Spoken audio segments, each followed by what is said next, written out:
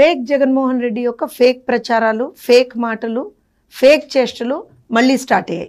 ఎందుకనంటే అబద్ధం, అసత్యం, బూటకం, ఫేక్ మాటలు ఇవన్నీ కలగలిపి రంగరిస్తే జగన్మోహన్ రెడ్డి వైఎస్ఆర్సీపీ పార్టీ, అందులో డౌటే లేదు. ఎందుకనంటే ఇవాల్టి రోజున కూటమి ప్రభుత్వం అధికారంలోకి వచ్చినటువంటి మొదటి రోజు నుంచి చూస్తే విపరీతంగా విషం చిమ్మటమే ఒక ధ్యేయంగా పెట్టుకున్నటువంటి జగన్మోహన్ రెడ్డి అండ్ బ్యాచ్. ఈ మాట ఎందుకు అనాల్సి వస్తుంది అనంటే, మీరు చూస్తే గత 35-36 రోజులుగా, అంటే కూటమి ప్రభుత్వం అధికారంలోకి వచ్చిన రోజు నుంచి కూడా కంటిన్యూస్గా ఫేక్ వార్తలు ప్రచారం చేయడం, వాళ్ళకు సంబంధించినటువంటి ఆ ఛానల్స్లో ఫేక్ వార్తలు ప్రసారం చేయడం, ఫేక్ ప్రచారాలు చేయడం, అలానే సోషల్ మీడియాలో అసలు విచ్చలవిడిగా మాట్లాడడం, ఇవన్నీ చేస్తూనే ఉన్నారు. దానికి ఇవాళ అసలు కంప్లీట్గా జగన్మోహన్ రెడ్డి గారు బయటకు వచ్చి, అయ్యో బాబోయ్ రాష్ట్రంలో గతం అంటే కూటమి ప్రభుత్వం అధికారంలోకి వచ్చిన తర్వాతట విపరీతంగా హత్యలు జరిగాయట, విపరీతంగా దాడులు జరిగాయట, ఎక్కడికక్కడ incidents of arson. For the first time ఆ మహానుభావుడు ఒక ఏమంటారంటే నేషనల్ ఛానల్కి నేను ఇవాళ రోజున ఒక ఇంటర్వ్యూ ఇస్తా ఈ మాట మీద అని చెప్పి, అన్ని అక్కడ కూడా తప్పుడు, అక్కడ కూడా అబద్ధాలే. ఒకటి ఇవాల్టి రోజున మనం గనక తీసుకుంటే ఆ పార్టీకి సంబంధించినటువంటి ఒక వ్యక్తి చనిపోయాడు, అతన్ని హత్య చేశారు. చేసుకున్నది అక్కడ జరిగింది ఆ పార్టీకి సంబంధించినటువంటి ఇద్దరు వ్యక్తుల మధ్య ఒక పర్సనల్ గొడవ ఏదైతే ఉందో దానికి సంబంధించి ఏదైతే ఇదివరకే అంటే ఆల్మోస్ట్ నాకు తెలిసి 2024 జనవరిలోనే, ఎందుకంటున్నానంటే ఇది దానికి సంబంధించినటువంటి ఒక ఎఫ్ఐఆర్ కాపీ. ఏదైతే ఇవాళ రోజున నిందితుడు ఉన్నారో అతని మీద వీళ్ళకి సంబంధించినటువంటి వ్యక్తులందరూ పెట్టినటువంటి ఒక హత్యాయత్నం కేసు ఇవన్నీ ఉన్నాయన్నమాట. సో వీటికి సంబంధించి ఇద్దరు వ్యక్తుల మధ్య ఉన్నటువంటి గొడవని, ఇద్దరు వ్యక్తుల మధ్య జరిగినటువంటి ఒక గొడవని తీసుకొచ్చి పార్టీలకు ఆపాదిస్తున్నాడు. ఇంతకు మించినటువంటి సిగ్గుమాలిన చర్య ఇంకేదన్నా ఉందా అనంటే, నేను పరామర్శకు పోతున్నా అని చెప్పి అక్కడ పరామర్శకి పోయి పథకాల గురించి మాట్లాడుతున్నాడు. అసలు సిగ్గు అనేటువంటి మాటే మీ డిక్షనరీలో లేదనుకుంటా జగన్మోహన్ రెడ్డి గారు కదా. ఎందుకనంటే ఇవాళ రోజున మీరు గమనించండి, 5 సంవత్సరాలు ఈ మహానుభావుడు 5 సంవత్సరాల పాటు, ఈ మాట ఎందుకంటున్నానంటే ఇంకా జగన్మోహన్ రెడ్డి ఉండుంటే అని వాళ్ళు చాలా పెద్ద పెద్ద మాటలు మాట్లాడు, దాని గురించి తర్వాత మాట్లాడదాం. కానీ నీవున్న 5 సంవత్సరాల్లోనే వేల సంఖ్యలో దాడులు, వేల సంఖ్యలో హత్యలు ఇన్ని జరిగినా సరే ఏ రోజున కనీసం నోరు మెదపనటి నీవు, అంటే ఒక 15 ఏళ్ల పిల్లవాడిని నడి రోడ్డు మీద పెట్రోల్ పోసి తగలబెట్టేస్తే ఎక్కడా మాట్లాడనటువంటి నీవు, నీ పార్టీకి సంబంధించినటువంటి ఒక ఎమ్మెల్సీ ఒక దళిత యువకుడిని చంపేసి ఆ శవాన్ని డోర్ డెలివరీ చేస్తే కనీసం మాట్లాడనటువంటి నువ్వు ఇవాల్టి రోజున ఆ రోజున నీ ఇంటికి ప్రాబబ్లీ ఒక కూతవేటు దూరంలో, తాడేపల్లి ప్యాలెస్ ఒక కూతవేటు దూరంలో ఒక అభాగ్యురాలి మీద అత్యాచారం జరిగితే కనీసం మాట్లాడనటువంటి నువ్వు ఇవాల్టి రోజున బయటకు వచ్చి పరామర్శ అనేటువంటి ఒక పేరు చెప్పుకొని బయటకు వచ్చి ప్రభుత్వం మీద విమర్శలు గుప్పిస్తావా, ప్రభుత్వం మీద విషం చిమ్ముతావా, వెళ్ళి నేను ఢిల్లీలో ధర్నా చేస్తానంటావా? మరి అన్ని సంఘటనలు జరిగినప్పుడు ఏ రోజున నువ్వు ఢిల్లీలో ధర్నా చేయలేదే, ఏ రోజున మాట్లాడలేదే, నీ ప్రభుత్వమే ఉండిందే, ఎందుకు కనీసం నోరు మెదపలేదు, ఎందుకు అమర్నాథ్ గౌడ్ కుటుంబానికి నువ్వు అండగా నిలబడలేదు, ఎందుకు కనీసం పరామర్శించలేదు? అదే ఎందుకనంటే ఈ మాట ఎందుకు చెప్పాల్సి వస్తుందంటే, అదే నర్సరావుపేట పార్లమెంట్ కి సంబంధించినటువంటి ఆ పరిధిలో మాచర్లలో కావచ్చు, లేకపోతే పల్నాడులో కావచ్చు, కంచర్ల జల్లయ్య 2022 జగన్మోహన్ రెడ్డి గారు గుర్తుందా? కంచర్ల జల్లయ్య ఏ రకంగా హత్య చేశారో గుర్తుందా? మరి ఆ కుటుంబాన్ని ఎందుకు పరామర్శించలేదు మీరు వెళ్ళి? జై జగన్ అనేటువంటి ఒకే ఒక్క కారణం చేత, ఒకే ఒక్క కారణం, జై జగన్ అనలేదు అనేటువంటి ఒకే ఒక్క కారణం చేత తోట చంద్రయ్య అదే 2022లో మాచర్ల వెల్దుర్తి మండలంలో తోట చంద్రయ్యని చంపినప్పుడు మరి వాళ్ళ వినుకొండ వరకు వెళ్ళానని చెప్పుకుంటున్నావు కదా, మరి పక్కన ఉన్నటువంటి మాచర్లకి వెల్దుర్తికి వెళ్ళి ఎందుకు ఆ కుటుంబాన్ని పరామర్శించలేదు? ఎలాగో ఇన్ని రోజులు పరామర్శించలేదు, ఇప్పుడైనా పోయి పరామర్శించాల్సింది కదా.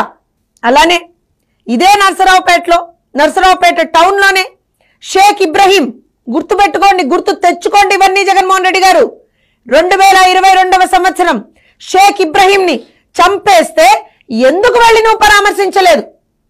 పోనీ నీ కడప జిల్లా, నాది కడప జిల్లా, నేను కడప జిల్లా వాడిని చెప్పుకొని తిరుగుతావు కదా, కడప జిల్లాలో 6 బీసీలని హత్య చేస్తే ఒక్కరంటే ఒక్క ఒక్కరిని కూడా నువ్వు పరామర్శించలేదే.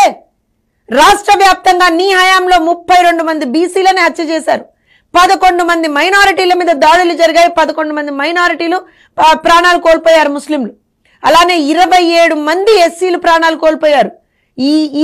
ఈ లెక్కలు నేను ఏదైతే చెప్తున్నానో ఏ ఒక్క కుటుంబం దగ్గరికి వెళ్ళి నువ్వు ఏ రోజున పరామర్శించలేదే. ఏ ఒక్క కుటుంబానికి కనీసం నీకు సంబంధించిన అయ్యో అనే ఒక మాట నీ నోట్లోంచి రాలేదే. ఇవాళ మాత్రం పరిగెత్తుకుంటూ వచ్చావు. అంటే నీకు సమస్య ఉందంటే 11 ఏళ్ళు పడుతుంది కదా కనీసం ఒక రెస్పాన్స్ ఇవ్వడానికి. అదే శవం ఉందంటే మాత్రం 11 సెకండ్లలో పరిగెత్తుకుంటూ వచ్చేస్తావే. ఈ మాట ఇంత కోపంగా ఎందుకు అనాల్సి వస్తుంది అనంటే చేసేది మీరే, దాడులు చేసేది మీరే, హత్యలు చేసేది మీరే, మళ్ళీ వెళ్ళి ఓదార్పు అనేటువంటి ఒక నాటకాలు ఆడేది మీరే. ఇవాళ రోజున మళ్ళీ దీనికి రాజకీయ రంగు పులుముతారా? జరిగినటువంటి ఇష్యూ ఏదైతే ఉందో ఇద్దరు మనుషుల మధ్య జరిగినటువంటి ఒక వివాదం, అది ఆ ఇద్దరు మనుషులకు మధ్య జరిగినటువంటి ఒక వివాదాన్ని, అందులో ఆ వ్యక్తి కూడా ఎవరి మీదైతే ఇవాళ రోజున ఆరోపణలు వస్తాయో, ఎవరైతే చంపాడో అతను కూడా మీ పార్టీకి సంబంధించినటువంటి ఎవరినైతే నువ్వు ఇవాళ వెనక నిలబెట్టుకున్నావు చూసావా, పక్కన నిలబెట్టుకున్నావు చూసావా, మర్చిపోతావేమో అతని పేరు నీకు తెలుసా? ఎందుకంటే పక్కన నిలబెట్టుకున్నావు కదా, వెనక నిలబెట్టుకున్నావు కదా ప్రెస్ మీట్ అప్పుడు. పిఎస్ ఖాన్ అతని అనుచరుడు.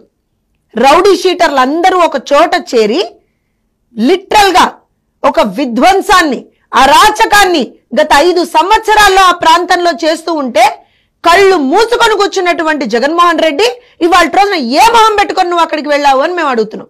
ఎందుకంటే ఇవాళ ప్రెస్ మీట్ పెట్టినప్పుడు ఒక పక్కన బొల్లా బ్రహ్మానాయుడు గారు, వెనకన పిఎస్ ఖాన్ గారు, ఇటు పక్కన అంబటి రాంబాబు గారు. ఎవరో చెప్పమంటారా వీళ్ళందరూ? బొల్లా బ్రహ్మానాయుడు. ఎవరైతే ఈ ఫ్యాక్షన్ ని, ఎవరైతే ఈ అరాచకాల్ని, ఈ విధ్వంసాల్ని, ఈ దాడుల్ని, ఈ హత్యల్ని, వీటన్నిటిని ప్రోత్సహిస్తూ ఇంతమంది, నేను ఇందాక చెప్పినట్టుగా మాచర్ల ప్రాంతంలోనే, పల్నాడు ప్రాంతంలోనే ఎంతో మంది తెలుగుదేశం పార్టీ కార్యకర్తల్ని నడి రోడ్డు మీద నరికినటువంటి ఒక చరిత్ర కలిగినటువంటి ఆ బొల్ల బ్రహ్మనాయుడిని పక్కన పెట్టుకుని నువ్వు ఇవాళ రోజున ప్రెస్ మీట్ పెడుతున్నావా, మాట్లాడుతున్నావా?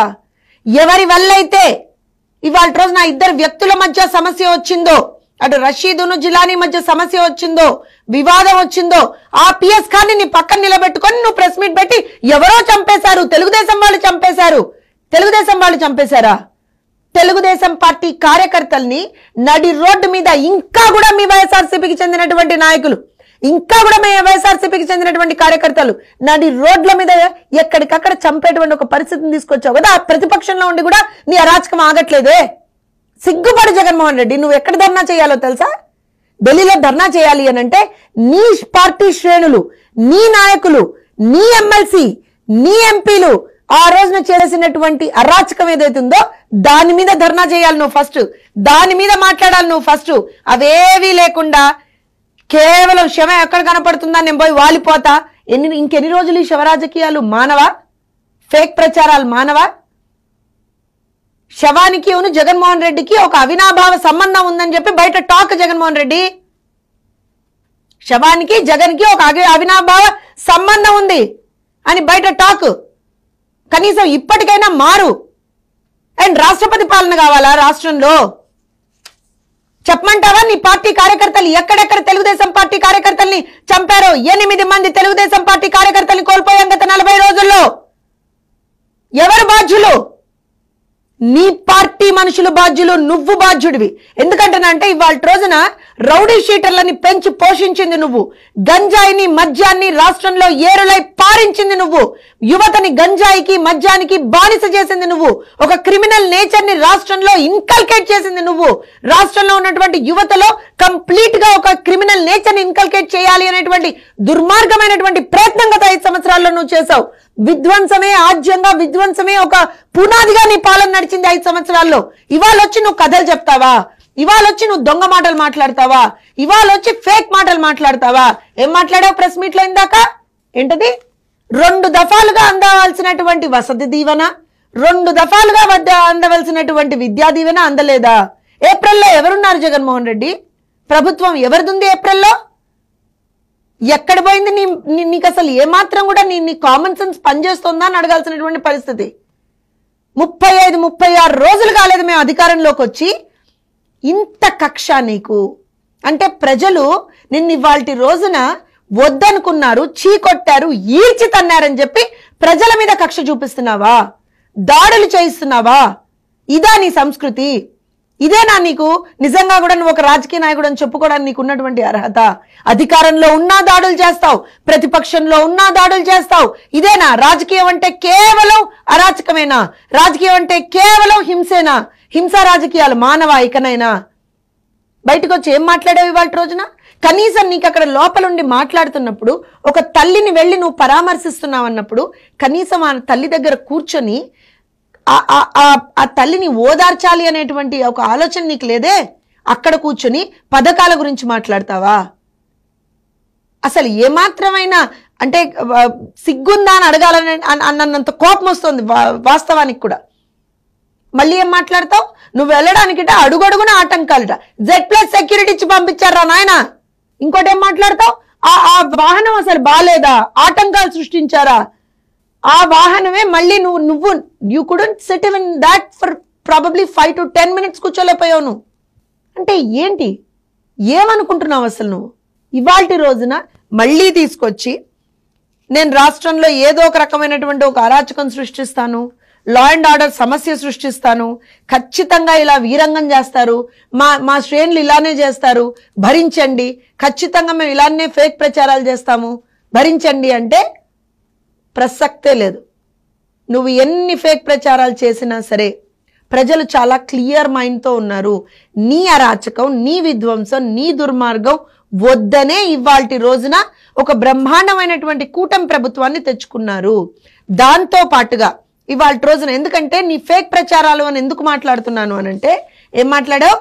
రాష్ట్రంలో 300కు పైగా దాడులు జరిగాయా? మీ వాళ్ళు చేసిన దాడులకు కూడా మా ఏమంటారు అంటే ప్రభుత్వం మీద తోస్తావా?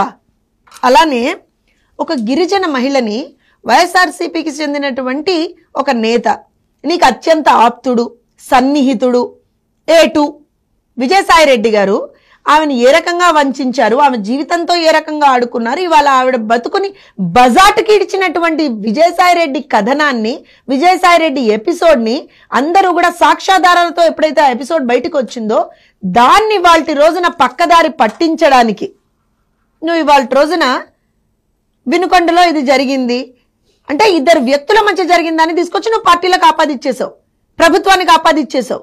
అలానే ఫేక్ ప్రచారాల గురించి మాట్లాడుతున్నాను. ఇది టీటీడీలో వాటా అడిగేసింది తెలంగాణ, అసలు 15 మంది కమ్మ మంత్రులు ఉన్నారు, ఇంకోటి ఏంటి అని అంటే తల్లికి వందనం ఇవ్వట్లేదు, అసలు నిరుద్యోగ భృతే ఇవ్వట్లేదు, ఇంగ్లీష్ మీడియం ఎత్తేస్తున్నారు. ఇవన్నీ కదా నువ్వు చేసినటువంటి ఫేక్ ప్రచారాలు గత ఈ 30-35 రోజుల్లోనే. ఏమన్నావు? పెన్షన్లు ఇవ్వలేమన్నావు. ఏం చేసావు? 1వ తారీఖున పెంచిన పెన్షన్లు ఏరియర్స్తో సహా ఇచ్చి చూపించావు. ఇవాల్టి రోజున నువ్వు నీకు కడుపు మంట. ప్రజలు సంతోషంగా ఉంటే నువ్వు తట్టుకోలేవు, ప్రజలు ఆనందంగా ఉంటే నువ్వు తట్టుకోలేవు. అందుకే రాష్ట్రంలో అరాచకం సృష్టిద్దామని మళ్ళీ ప్రయత్నిస్తున్నావు. ఖబర్దార్ జగన్మోహన్ రెడ్డి, ఇవాల్టి రోజున నీ పార్టీ ఎంపీ మిథున్ రెడ్డి చేసింది కూడా అందరూ చూశారు. ఖచ్చితంగా చెప్తున్నావు, ఏదైతే నువ్వు ఇవాల్టి రోజున ఒక అరాచకం సృష్టిద్దామని ప్రయత్నిస్తున్నావో, ఫేక్ ప్రచారాలతో ఏదో సాధించుకుందామని ప్రయత్నిస్తున్నావో, లిటరల్ గా ప్రజలు నిన్ను ఆల్రెడీ అసహించుకున్నారు, ఈడ్చికొట్టారు. 151 నుంచి 11కు తన్నారు నిన్ను. రేపు పొద్దున పులివెందుల ఎమ్మెల్యేగా కూడా మిగలవు నువ్వు. ఈ రకంగా మాత్రం చేస్తే అక్కడ కూడా ఓడిచ్చేస్తారు నిన్ను ప్రజలు. ఇది గుర్తుపెట్టుకో జగన్మోహన్ రెడ్డి. ఇవాళ రోజున అక్కడ మిథున్ రెడ్డి గారి ఇష్యూలో జరిగినటువంటి విషయానికి వచ్చి మాట్లాడుతున్నావా?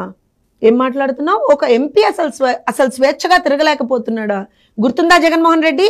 ఇదే నువ్వు అధికారంలో ఉన్నప్పుడు, ముఖ్యమంత్రిగా ఉన్నప్పుడు ఆనాటి మాజీ ముఖ్యమంత్రి వర్యులు, ప్రతిపక్ష నాయకుడు చంద్రబాబు నాయుడు గారు ఒక బాధితుడి దగ్గరికి వెళ్ళి నీ చేత వంచబడి, నీ చేత హత్యకు గురైనటువంటి, నీ చేతే అంటా నేను, నీ కార్యకర్తలు చేసిన దాన్ని, నీ చేత హత్యకు గురించైనటువంటి ఒక కుటుంబాన్ని పరామర్శించడానికి వెళ్దామనుకుంటే గేట్లకు తాళాలేసావు. గుర్తుందా జగన్మోహన్ రెడ్డి?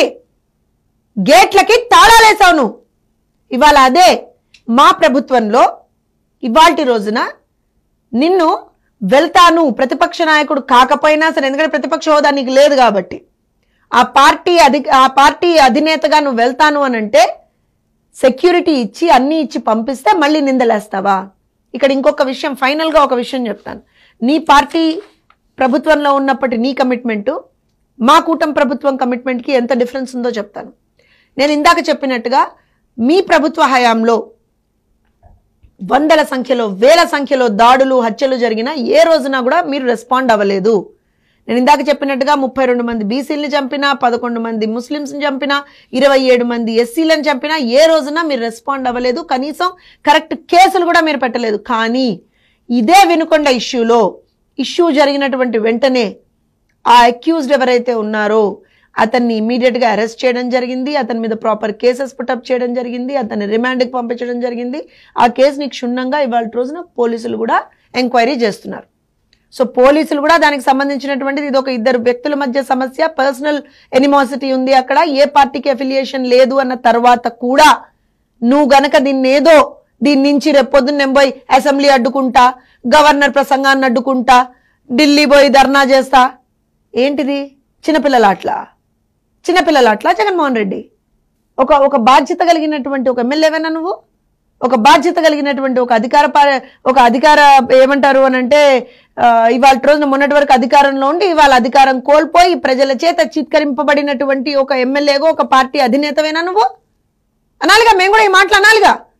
ఎందుకంటున్నావంటే ఇంత జరిగినా సరే నీ ఫేక్ ప్రచారాలు ఆడకుండా, నీ ఫేక్ ప్రచారాలు ఆపకుండా ఏదైతే నువ్వు ఇవాళ రోజున ఏదో సాధిద్దాం అనుకుంటున్నావో అందులో అట్టర్ ఫెయిల్యూర్ అవుతావు. ఎలా అయితే మొన్న దొంగ హామీలు, అబద్ధపు హామీలు ఏవో ఇచ్చేసి మాట్లాడదాం మళ్ళీ ప్రభుత్వంలోకి వచ్చేద్దాం అనుకున్నావో, ప్రజలు ఏ రకంగా అయితే చీత్కరించుకున్నారో ఇవాళ నువ్వు చేసే ఈ డ్రామా ఏదైతే ఉందో ప్రజలందరూ కూడా కాండ్రించి ఉమ్మేసేటువంటి ఒక పరిస్థితి తీసుకొచ్చున్నావు జగన్మోహన్ రెడ్డి. మళ్ళీ చెప్తున్నావు, కూటమి ప్రభుత్వం మీద నువ్వెంత విషం చిమ్మినా సరే పెరిచేది లేదు, తగ్గేది లేదు. ఖచ్చితంగా ప్రజలకి మంచి చేయడానికి అధికారంలోకి వచ్చాం, ప్రజలకి మంచి చేస్తాం. ఏదైతే నువ్వు ఇవాళ రోజున రాష్ట్రంలో ఒక శాంతి భద్రతల సమస్య తీసుకొద్దామని ప్రయత్నిస్తున్నావో ఇందులో నువ్వు అట్టర్ ఫెయిల్యూర్ అవబోతున్నావు. గుర్తుపెట్టుకో జగన్మోహన్ రెడ్డి.